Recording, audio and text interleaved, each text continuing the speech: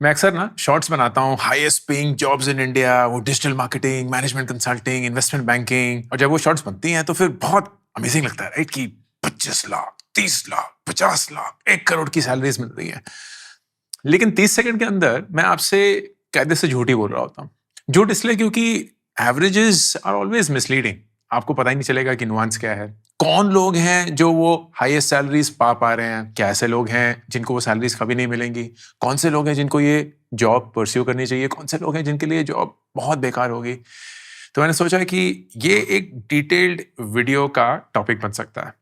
इस वीडियो में मैं आपको भारत की जो टॉप पेइंग जॉब्स हैं उनके बारे में बताऊंगा। ये भी बताऊंगा कि किस मोड पे कितना कितना लोग कमाते हैं, कौन से लोग इन जॉब्स में ज्यादा अच्छा कर पाते हैं, कौन से लोगों को ये जॉब्स कंसिडर नहीं करनी चाहिए, एंड देन ब्रॉडली वो कौन से रोल्स हैं जो अक्सर हम बात करते हैं लेकिन टॉप पेइंग जॉब्स में नहीं इंक्लूड होती है। आइए शुरू करते हैं। सबसे पहले investment banking. Investment banking is usually considered one of the best paying jobs, not just in India but globally. लेकिन इसको थोड़ा सा तोड़ने की कोशिश करते हैं एंड डिटेल्स में घुसते हैं। इन्वेस्टमेंट बैंकिंग होता क्या है? इन्वेस्टमेंट बैंकिंग में आप यूजुअली कंपनीज को गाइडेंस देते हैं on how to use their money. That money could be used for trading, that money could be used for investing in businesses, that money could be used for hedging the risk that the business has. बहुत सारे combinations होते हैं, and as an investment banker, you are essentially a guide to the business, telling them कि आपका ये जो लाखों करोड़ों का पैसा है, इसको आपको कैसे यूज करना चाहिए, कहाँ डिप्लॉय करना चाहिए, कब आपको इसकी जरूरत है, कैसा है. So you're essentially managing money, but managing it at a massive scale. Entry level पे you enter investment banking as a banking analyst और investment banking analyst. Base salary 8 से 12 लाख रुपए से शुरू होती है. लेकिन base salary in this industry is not really the exciting piece. The exciting piece is the bonus. Depending on कि आप कितना प्रॉफिट जनरेट करते हैं, कितना रेवेन्यू जनरेट करते हैं, कितनी वैल्यू क्रिएट करते हैं for your clients, you get bonuses which could be as high as 100 या 200% ऑफ योर बेस सैलरी. तो ऐसा हो सकता है कि 8 से 12 लाख कमाने वाला इंसान बोनस में 12, 15, 20 लाख भी कमा रहा है. So the total compensation even at a analyst level could be as high as 10 to 20 lakhs. फिर उसके बाद आता है एसोसिएट लेवल. ये 3 से 5 साल के अंदर आता है. अगर आप बहुत अच्छे हैं तो ये 2 से 3 साल के अंदर भी आ सकता है. इसमें the base would jump to 15 to 30 lakh rupees और फिर वही परफॉर्मेंस बोनस जो कि ऑलमोस्ट इक्विवेलेंट हो सकता है या ज्यादा भी. गोल्डमैन सैक्स which is one of the biggest investment banks in the world, वहां का एक associate in a good M&A मतलब मर्जर एंड एक्विजिशन ईयर या इन्वेस्टमेंट बैंकिंग के लिए बहुत अच्छे साल में 50 लाख रुपए भी कमा सकता है. वही सेम एसोसिएट एक छोटी सी फर्म में इन अ ईयर जहां ज्यादा काम नहीं हुआ होगा शायद 20 लाख ही कमा पाएगा. Then after associate comes VP या वाइस प्रेसिडेंट्स. ये 5 से 10 साल के एक्सपीरियंस के में आ जाते हैं. इनका base will be 30 to 60 lakh rupees और बोनस वही on top of it. Now the main question, कौन है ये लोग जिनको ये सैलरीज मिलती है? Your college actually when it comes to investment banking matters perhaps the most. जो टॉप इन्वेस्टमेंट बैंक्स हैं वो IIT से IIM से ही रिक्रूट करते हैं. अगर आप एक Tier 2 कॉलेज से हैं, वारिको इंस्टीट्यूट ऑफ मैनेजमेंट से हैं या वारिको इंस्टीट्यूट ऑफ टेक्नोलॉजी से हैं, आपको गोल्डमैन सैक्स की नौकरी बहुत मुश्किल से मिलेगी. What you will get is the back end role in this investment bank. तो बहुत सारे इन्वेस्टमेंट बैंक्स जो हैं उनके GCCs या ग्लोबल कैपेबिलिटी सेंटर्स हैं या बैक एंड ऑपरेशंस के रोल्स हैं इन इंडिया, एंड वहां बहुत सारी रिक्रूटमेंट होती है. बट वहां आप क्लाइंट्स के साथ डायरेक्टली काम नहीं कर रहे हैं. You not getting the kind of bonuses जो डायरेक्ट क्लाइंट इंटरफेसिंग रोल्स में मिलते हैं. You are supporting the international investment banker analyst या associates in their role to face the client. तो 3, 5, 10 साल के बाद अगर आपने MBA कर लिया, वो भी एक टॉप टियर MBA इंस्टीट्यूट से, तब शायद जाके आपको एक फ्रंट एंड रोल का प्रोग्रेशन दिखेगा. तो कौन से लोग हैं जिनको इन्वेस्टमेंट बैंकिंग परस्यू करनी चाहिए? नंबर 1, वो लोग जिनको पैसे से बहुत प्यार है और वर्क लाइफ बैलेंस से उतना नहीं, क्योंकि यहाँ 80 घंटे 100 घंटे पर हफ्ता तो कहीं नहीं गया. It's a very very intense industry. You love competition, you love pressure, you love networking. आप बहुत स्ट्रॉन्ग नेटवर्क्स बना सकते हैं, बहुत सारे नेटवर्क्स का हिस्सा हैं. That's the kind of temperament that prospers और flourishes in an investment banking atmosphere. ये मैंने बहुत सुना है अपने ISB के बैचमेट से, बाकी लोगों से भी, कि यार 5-7 साल करेंगे, बहुत पैसे कमा लेंगे, फिर छोड़ देंगे. लेकिन you in some way get used to this grind, this hustle, and बहुत मुश्किल होता है 5-7 साल बाद इससे निकल पाना. कुछ लोग कर पाते हैं लेकिन बहुत लोग फंस ही जाते हैं. So who is this job? Not for. अगर आपको प्रिडिक्टेबल आवर्स चाहिए, आपको एक स्टेबल इनकम चाहिए, आपको उतार चढ़ाव नहीं चाहिए अपनी इनकम में, देन इन्वेस्टमेंट बैंकिंग में नॉट बी फॉर यू. अगर आप प्रेशर में बर्नआउट हो जाते हैं और you like your me time, you like being slow steady, certainly not for you. Next, product management. Product management क्या होता है? In tech companies, there are tech products, right? जैसे Google Maps एक product है, Google Sheets एक product है, Microsoft Word एक product है, WhatsApp एक product है. Product managers own products और अगर बहुत बड़ा product है, parts of the product. तो ऐसा हो सकता है कि, for example, YouTube is a product. YouTube के अंदर data will be something that will be owned by a product manager. Algorithm का home feed feature will be owned by some product manager. Follower management will be owned by some product management. उसके अंदर affiliate shopping will be owned by some product manager. Brands कैसे creators के साथ connect करते हैं, that will be owned by some product manager. YT Studio जो कि creators का dashboard होता है, that will be owned by some product manager. तो product managers are essentially owners of tech products. अब उनको consumer क्या चाहता है वो समझना है और फिर उसको ट्रांसलेट करना है एक ऐसे डॉक्यूमेंट में या एक ऐसी भाषा में जिससे इंजीनियर समझ पाए कि उनको कोड क्या करना है. So they are the interface between the end consumer जो वो प्रोडक्ट यूज करेगा एंड द इंजीनियर जो वो प्रोडक्ट बनाएगा. Very important role specially in tech companies. India में product managers start with the role of a associate product manager और an APM. This will be like a fresher role. ये 8 से 12 लाख रुपए की नौकरी होगी. कुछ स्टार्टअप्स लोअर बेस पे भी हो सकते हैं क्योंकि वो इक्विटी के साथ उसको कंपनसेट करेंगे. लेकिन जो टॉप टियर टेक फर्म्स हैं, specially MNCs, Google, Facebook, Amazon, Netflix, they will offer the best. 10 से 15 लाख रुपए प्लस 2 से 5 लाख रुपए इन इक्विटी या stocks. And the same will be there for really large startups as well, चाहे वो जोमेटो हो या फ्लिपकार्ट हो और the likes. They will also offer somewhere in the same range plus a considerable amount of equity. Associate product manager के बाद आप एक product manager बनते हैं, फिर उसके बाद एक senior product manager बनते हैं, and then you have group product manager, then of course director level and so on. 3-4 साल के अंदर you are earning between 13 to 18 lakhs, perhaps even higher depending on the work that you've done, the products that you've had, and also अगर आपने role switch करे होंगे या company switch करी होंगी. Senior PM 5 से 7 साल you will be earning anywhere between 50 to 60, 70 lakhs per annum. Principal director level पे now you are exceeding 80 lakhs, 1 crore, 1.25 crore, and of course ये बेस ही है. आप स्टॉप वॉक सब ऐड करेंगे, then you would easily be earning around 1.25 to 1.5, even upwards of 2 crores in really large companies. अब ये कौन लोग हैं जो as a product manager 50 lakh से ज्यादा कमा रहे हैं? There are a few characteristics or attributes to these people. Number 1, उन्होंने या तो एक टॉप टेक फर्म बहुत जल्दी ज्वाइन कर ली थी, so they always had that pedigree and so on. या उन्होंने कोई ऐसा स्टार्टअप ज्वाइन किया जो एकदम ब्लो अप हो गया एंड उसकी वजह से उनका एक रुतबा, एक क्रेडेंशियल एस्टैब्लिश हो गया. Second, they very strategically hopped between jobs. 2 से 3 साल is like the sweet spot. आप गूगल ज्वाइन करते हैं, 2 से 3 साल के अंदर फेसबुक चले जाएंगे, 2 से 3 साल के अंदर अमेजॉन चले जाएंगे, 2 से 3 साल के अंदर नेटफ्लिक्स चले जाएंगे, एंड ऐसा हो सकता है कि आप 10 साल के अंदर अंदर ही डायरेक्टर भी बन चुके हैं because you have very smartly played what was important at that time and made that move. Tisra, they of course have a very strong record of shipping large scale successful products. Large scale is the key क्योंकि for the biggest companies, tech companies, Google, Amazon, Facebook वगैरह, they are all about scale. उनके products जब launch होते हैं तो billions of people use it literally overnight. तो billions of people की जो complexity होती है ना, वो सेम नहीं होती है अगर आपने एक प्रोडक्ट लॉन्च किया उसको कुछ 1000 लोग यूज कर रहे होंगे. To understand what it takes to launch products at that scale is a very different DNA, very different experience, which these PMs have. Chauथा, usually they come with an MBA from a top tier business school or really strong technical background.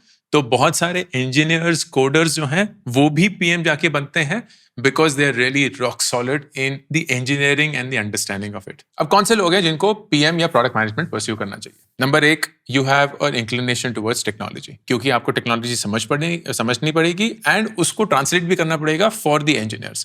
Number 2, you love problem solving. ये बहुत complicated field है. बहुत chaos, बहुत confusion है, बहुत ambiguity है, क्योंकि problem well defined नहीं होती है. अगर मैं आपको बोलूंगा कि यार ये प्रॉब्लम जो कि सॉल्व करो, you have to first understand की प्रॉब्लम क्या है, कंज्यूमर्स उसको कैसे देख रहे हैं, बिजनेसेस उसको कैसे समझ रहे हैं, कैसे वो ट्रांसलेट होगा into an actual product requirement, फिर उसके सारे एज केसेस समझना, मतलब कहाँ ये नहीं चलेगा, क्योंकि स्ट्रेट लाइन तो बहुत आसान होता है समझना, लेकिन कहाँ ये फटने लगेगा, कहाँ किसी और दिशा में चला जाएगा, वो सब कुछ समझना. It requires a lot of rigor and a lot of comfort with ambiguity. You need to be really good at working with teams, managing stakeholders, and you need to be a really effective communicator. क्योंकि आपको consumer से बात करनी है, आपको engineer से बात करनी है, आपको उनके बीच का जो गैप है उसको फिल करना है. It requires you to be a great listener. It requires you to be a great communicator, and it requires you to be a good writer as well. क्योंकि ultimately सब कुछ डॉक्यूमेंट्स में flow करता है. बैठ के बोल के किसी को प्रोडक्ट नहीं समझाया जाता. तो कौन से लोग हैं जिनको ये नहीं करना चाहिए? अगर आपको टेक्नोलॉजी पसंद नहीं है, या कोडिंग पसंद नहीं है, या समझ नहीं आती, प्लीज मत करिए. अगर आपको लोगों से बात करना पसंद नहीं है, प्लीज मत करिए. अगर आपको एम्बिग्विटी में काम करना पसंद नहीं है, प्लीज मत करिए. एंड लास्टली, अगर आप एक इंजीनियर हैं और आपको बनाना पसंद नहीं है, तब भी मत करिए.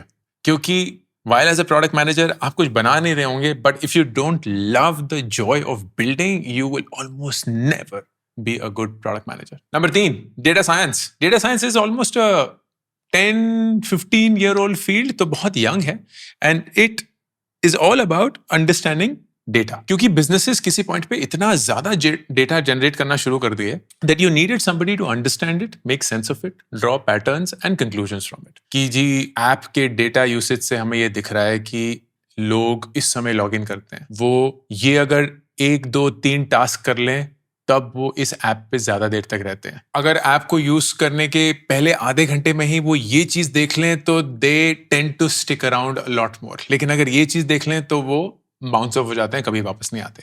All of this is essentially data being tracked, being interpreted, and then being used to draw a conclusion.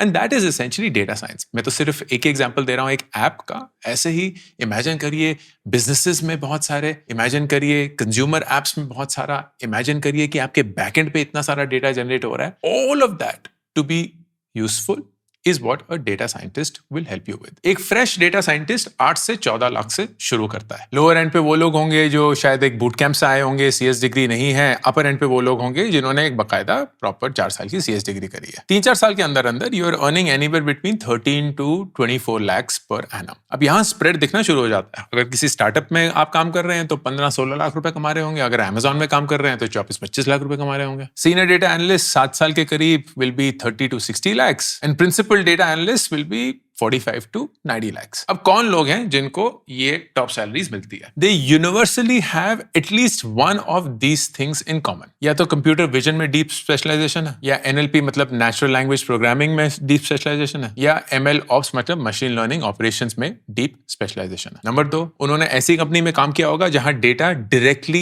Impacts revenue. ये नहीं है कि एक साइड हसल है कि भैया देख लो data. They are data driven. Amazon, by the way, is a great example for that. And number 3, they have a very strong sense of business.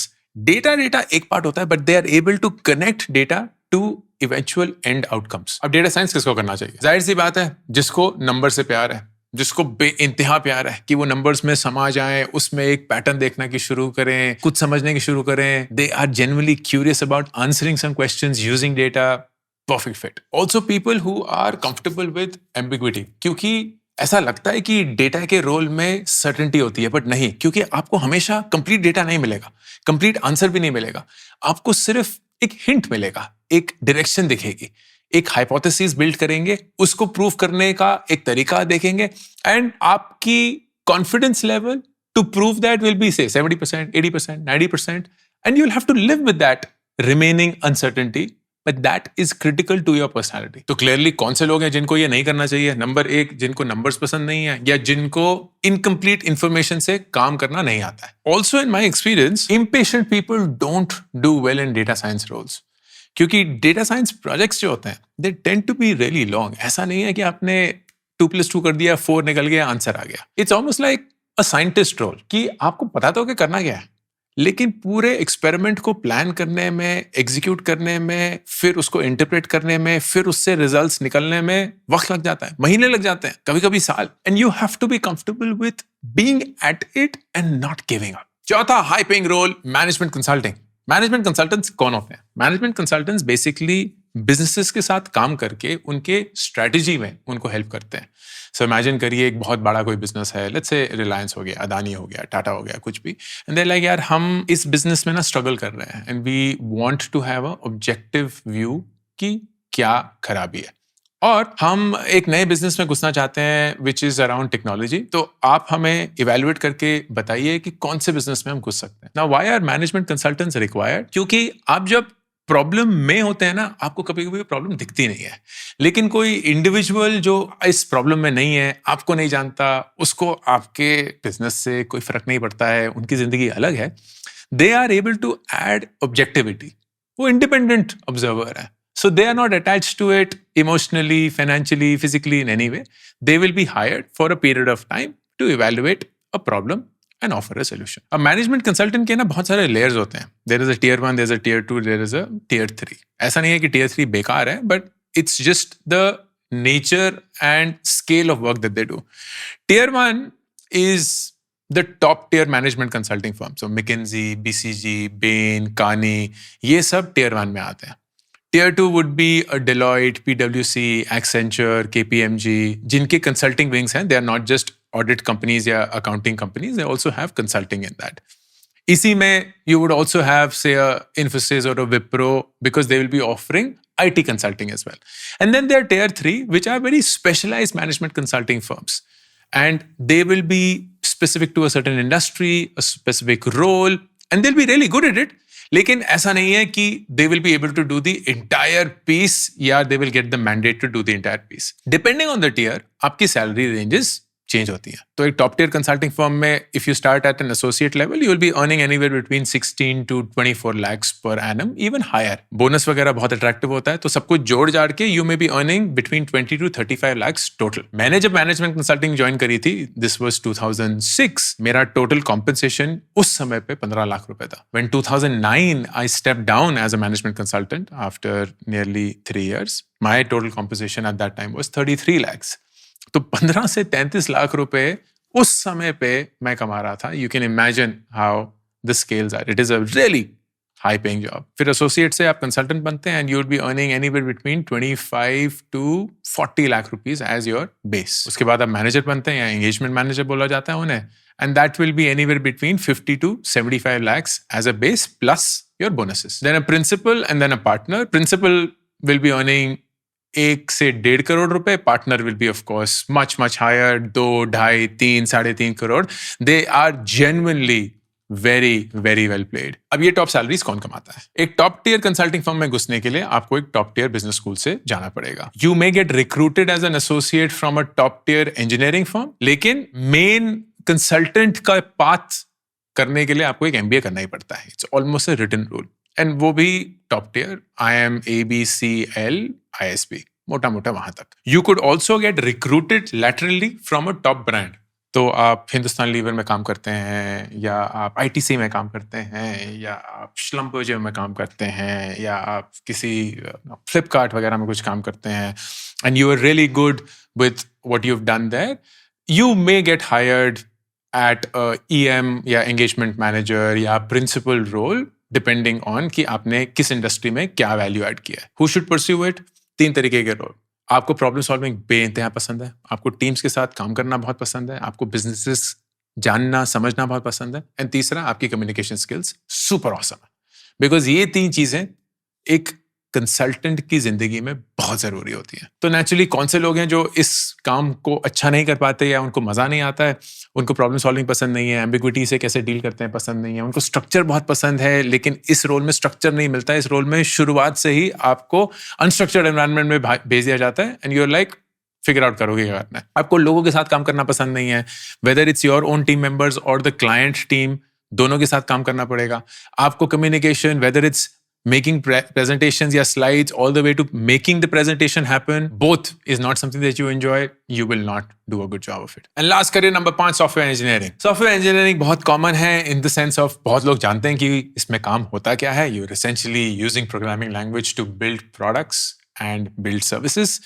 And that has been one of the best paymasters or pay industries for nearly 20-25 years now in this country. एक top tier tech company में अगर कोई fresher join करता है 15 से 20 लाख रुपए की salary, 3-4 साल के अंदर you are SDE2 या SDE3 depending on कि आप कितने अच्छे हैं अपने काम में. And at that point your base is 25 to 35 lakhs. 5 से 7 साल के एक्सपीरियंस में you are at a staff engineer level and your compensation is anywhere between 35 to 60 lakhs. फिर principal engineer या engineering manager 60 लाख से 1 करोड़ तक की, शायद उससे ज्यादा भी. And depending on the company आपको stocks तो of course मिल ही जा रहे हैं. अब कौन से लोग हैं जिनको वाकई में ये सैलरीज मिलती है? नंबर 1, कॉमन थ्रेड आप देखेंगे, किसी ने एक टॉप टियर कंपनी ज्वाइन करी और वहां काफी देर तक रहे. Because the progression itself insures 50 lakh रुपए साल के मिल लेंगे. Number 2, they have specialized expertise. वो क्लाउड इंफ्रा में हो सकता है, मशीन लर्निंग सिस्टम्स में हो सकता है, सिक्योरिटी में हो सकता है. And number 3, which is actually the most rewarding, कि you are a good people manager.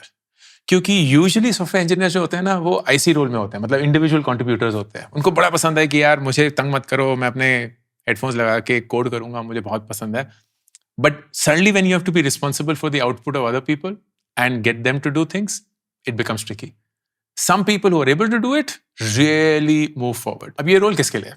If you love building things literally from scratch, if you love technology and you love sitting in front of a screen and thinking of a problem, it is not about just typing. It's actually thinking of a solution, architecting something which will help you build that. Code करना सबसे आसान चीज है, लेकिन उस code के पीछे में लॉजिक कैसे होगा, कैसे वो चीजें फ्लो करेंगी, कहां वो चीजें फटने लगेंगी एट स्केल, कैसे आपको उसको ऑलरेडी बिल्ड इन करना पड़ेगा. That is the real work, the hard work. Compensation बहुत बढ़िया है, length of the industry in terms of career बहुत अच्छा रहा है एंड मोस्ट लाइकली आगे भी रहेगा. एंड ऑफ कोर्स ऑप्शनलिटी बहुत हाई है.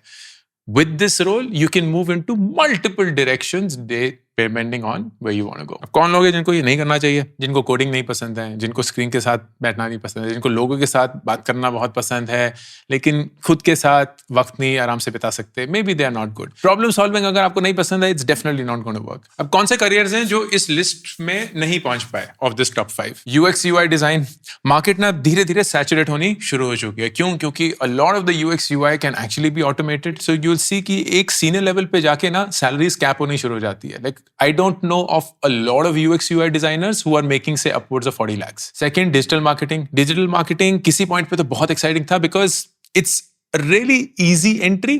लेकिन अगेन उसकी भी एक कैपिंग है. क्यों? क्योंकि at scale most of digital marketing now is automated. Accountants, CAs अगर अपना खुद का प्रैक्टिस नहीं शुरू करते हैं, they start getting capped out. क्योंकि इतने सारे CA हैं एंड फर्म्स उतनी हैं जितनी हैं, बिग 4 हैं वगैरह वगैरह, that the best salaries only come from individual practices, doesn't come from staying in a company. Content writing almost completely capped out. Content writing या तो AI लिख रहा है या इतने कम लोग लिख रहे हैं जितना वो कमा सकते हैं कि अंधी सैलरीज तो content writing में अब शायद ही कोई कमा रहा है. Sales, it can be high paying, but very few companies have that kind of structure जहां वो performance bonuses या sales incentives जो हैं बहुत exciting हो जाते हैं. तो it's a great entry role and a lot of people get into sales and marketing, लेकिन किसी point पे they start capping out and फिर उनको लगता है यार क्या ही करेंगे, and फिर वो MBA करके कहीं और जाने की कोशिश करते हैं. Maybe it's too late by then. HR is a very surprising thing क्योंकि मुझे हमेशा से लगता था कि HR is extremely critical as a function. But I'm seeing increasingly more and more HR roles being capped out, even in the best and biggest of organizations. क्योंकि people are just realizing कि यार हमें ना वो लोग चाहिए जो खुद अपने आप को मैनेज कर सकते हैं. हमें लोगों को, डिपार्टमेंट्स को नहीं बनाना है as HR leaders who are then managing everything, blah blah blah. बड़ी कंपनियों में अभी भी HR बिजनेस पार्टनर रोल्स बहुत चर्चित हैं, लेकिन I personally feel that in the next 5 to 10 years this role is going to vanish. तो my prediction, and this is just solely my prediction, कि अगले 5-10 साल में इनमें से कौन से रोल्स अभी भी रहेंगे, कौन से रोल्स धीरे धीरे खत्म होने लगेगी। इन्वेस्टमेंट बैंकिंग रहेगा because large businesses at some point of time need a lot of guidance around managing their money. It is a very gated role and a very gated industry. हर कोई नहीं घुस सकता है अंदर, तो क्योंकि स्केर्सिटी है, रहेगा. Product management for the really big products and for really important products it will stay, but most of it I feel will start declining, क्योंकि प्रोडक्ट मैनेजर्स जो रोल निभा रहे थे वो अब धीरे धीरे मशीन्स निभा सकती हैं. डेटा साइंटिस्ट यस, लेकिन जेनेरिक नहीं, स्पेशलाइज्ड. अगर आप किसी स्पेसिफिक इंडस्ट्री या स्पेसिफिक डोमेन ऑफ डेटा में एक एक्सपर्ट हैं, you will have longevity, otherwise no. Management consultants yes, क्योंकि कुछ भी बोल लो, बिजनेसेस खासकर बड़े बिजनेसेस को ना बहुत पसंद है कि यार किसी को बोल दो, ये काम कर दो, देख लो वगैरह वगैरह, and they give an independent point of view. Software engineering yes, लेकिन again not generalist, specialised. UX design, UI, I think 5-10 साल में it's going to vanish. Content writing conclusively 5-10 साल में going to vanish. Sales and marketing specialised. अगर आप एक specific domain, एक specific industry में एक्सपर्ट हैं, यस, लेकिन अगर आप एक जेनेरिक में कुछ भी बेच सकता हूं और किसी को भी मार्केट कर सकता हूं, नो. सो पैटर्न क्लियर है. If you are able to offer something which is of extreme value and of expertise, you have a shot of becoming a top paid professional. Otherwise बहुत ही जल्द 5-10 साल में machines are going to do your job better than perhaps you can. ये अंकुर वारिकू का official careers YouTube channel, और मैं हूं Ankur Warikoo, signing off. I'm super thrilled to announce my new latest project, India Genius Challenge. ये एक nationwide hunt है भारत के brightest young students का, aged between 13 to 15 years. एक online round followed by the national finals that will happen in Delhi, जहां सबसे brightest students को मिलेगी 10 लाख रुपए की scholarship. Online rounds में daily, weekly, monthly winners announce होंगे. उनको मिलेंगे iPhones, iPads, PS5s, books, trophies, certificates and a lot more, all leading to the national finals happening in Delhi. Please, अगर आप किसी 13 से 15 साल के बच्चे को जानते हैं, आपके परिवार में कोई है या आप खुद वो हैं, then log on to indiageniuschallenge.com and start playing the challenge.